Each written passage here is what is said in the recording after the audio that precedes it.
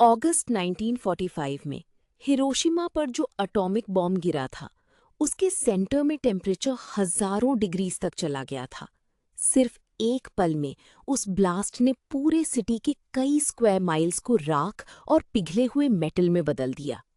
सुतोमू Yamaguchi एक naval engineer थे, जो उस ब्लास्ट के सेंटर से सिर्फ 3 किलोमीटर दूर खड़े थे।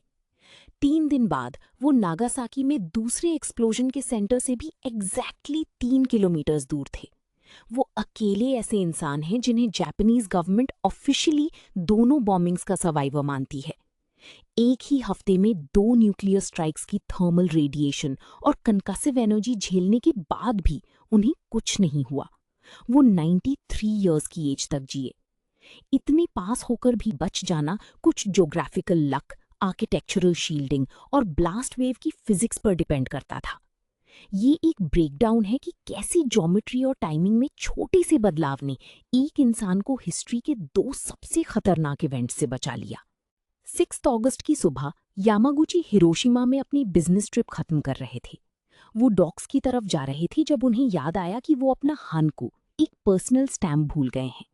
वो उसे लेने वापस मुड़े और उस डिले की वजह से सुबह 8:15 बजे वो हिप्पो सेंटर से एग्जैक्टली 3 किलोमीटर दूर थे। सिटी के ऊपर B-29 बॉम्बर एनोला गे ने लिटिल बॉय ड्रॉप किया, जो 15,000 टन TNT की ताकत वाला यूरेनियम बॉम्ब था। यामागुची ने मैग्नीशियम फ्लेयर जैसी एक तेज रोशनी देखी। ब्लास्ट ने एक वैक्यूम क्रिएट कर दिया, जिसने एटमॉस्फेयर को बुरी तरह हिला दिया। शॉकवेव आने से पहले वो एक डिच खाई में कूद गए। ट्रेंच की ज्योमेट्री ने थर्मल और कंकसिव वेव्स को उनके सर के ऊपर से निकाल दिया, जिससे वो जानलेवा इम्पैक्ट से बच गए। उनके कान के पर्दे फट गए थे और बॉडी की लेफ्ट साइड पर काफी बर्न्स थे, लेकिन उस डिच की वजह से उनकी जान बच गई।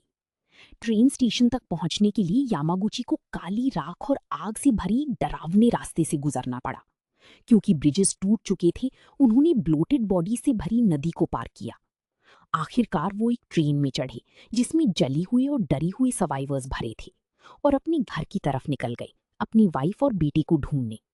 वो सेफ्टी की तरफ भाग रहे थे, लेकिन असल में वो अगली न्यूक्लियर टारगेट नागासाकी के एपिसेंटर की तरफ जा रहे थे। 9 अगस्त को यामागुची बैंडेजेस बंधे होने के बावजूद नागासाकी के मित्सुबिशी ऑफिस काम पर पहुंचे।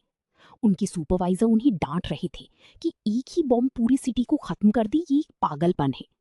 यामागुची उन्हें समझा ही रही थी कि तभी विंडो के बाहर एक और व्हाइट लाइट का धमाका हुआ। ये फैटमैन था, एक प्लूटोनियम बॉम्ब जो पहले वाले से भी ज्यादा पावरफुल था। वो जमीन पर गिर गए। उनका ऑफिस एक स्टील रीइंफोर्स्ड स्टेयरवेल के पीछे था। जब ब्लास्ट हुआ तो इस स्ट्रक्चर ने एक शील्ड की तरह काम किया और प्रेशर वेव को रूम के चारों तरफ डाइवर्ट कर दिया। बाकी पूरी बिल्डिंग खत्म हो गई, 300 लोग मारे गए, लेकिन यामागुची का रूम चमत्कारी ढंग से बच गया। जब वो घर भागी तो देखा कि घर खंडहर बन चुका है, लेकिन उनकी फैमिली काफी हद तक ठीक थी।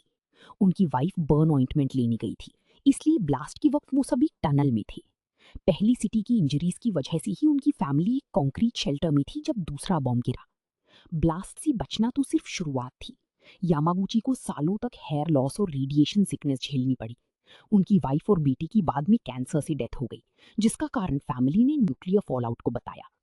कई डेकेड्स तक यामागुची ने ट्वाइस बॉम्ब्ड पर्सन होने पर कोई बात नहीं की।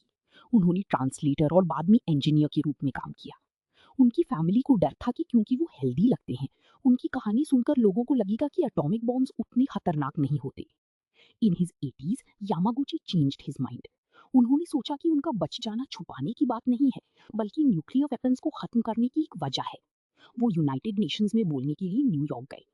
सुतोमू यामागुची ने अपने आखिरी साल दुनिया से ये रिक्वेस्ट करते हुए बिताए कि वो उनका ये टाइटल पाने वाली आखिरी इंसान रहीं। 2010 में 93 साल की उम्र में उनका देहांत हो गया।